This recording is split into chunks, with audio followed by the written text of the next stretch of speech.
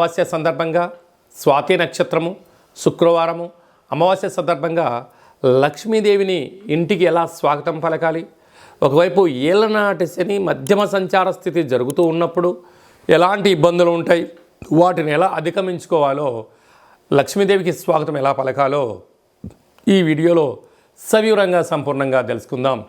కుంభరాశిలో ఏ ఏ నక్షత్రాలు వస్తాయిగా, ధనిష్ఠా నక్షత్రంలోని 3వ పాదం 4వ పాదం, శతభిష నక్షత్రం 4 పాదాలు, పూర్వాభాద్ర నక్షత్రంలోని 1, 2, 3 పాదములు కలిపితే కుంభరాశి అవ్వడం జరుగుతుంది.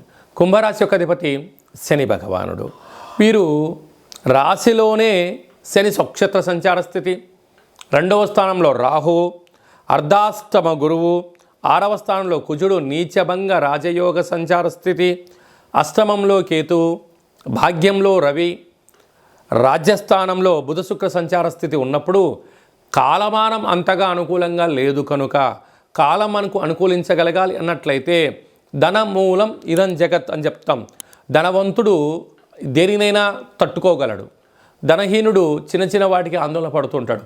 మనమందరము బలవంతులము, ధనవంతులము, జ్ఞానవంతులము, ఐశ్వర్యవంతులము, ఆనందవంతులుగా కావాలి అన్నట్లయితే సింహద్వారం దగ్గర తప్పకుండా ఒక కొబ్బరికాయను, ఒక నిమ్మకాయను, గుమ్మడికాయను ఛేదింపజేసి కూష్మాణ దీపం పెట్టడం, పూజా మందిరంలో మీ యొక్క జన్మ నక్షత్రం యొక్క ఛాయాచిత్రాన్ని, మంత్రాన్ని, యంత్రాన్ని ఉంచుకోవడం, లక్ష్మీ స్వరూపమైనటువంటి గోమతి చక్రాలు, అలాగనే లక్ష్మీ గౌలకు పూజ చేసుకొని ఇంటి సింహద్వారానికి పైన లేక బీరువాలో ఈ సంవత్సరం రాజు కుజుడు అవ్వడం వలన ఎర్రటి బట్టలో మూటకట్టి పెట్టడం వలన శని యొక్క ప్రభావం, కుజుడి యొక్క దోషం, అనేక రకాల ఆర్థిక ఇబ్బందులు తొలగి విపరీతమైన రాజయోగం కుంభరాశి వారి సొంతమవుతుంది.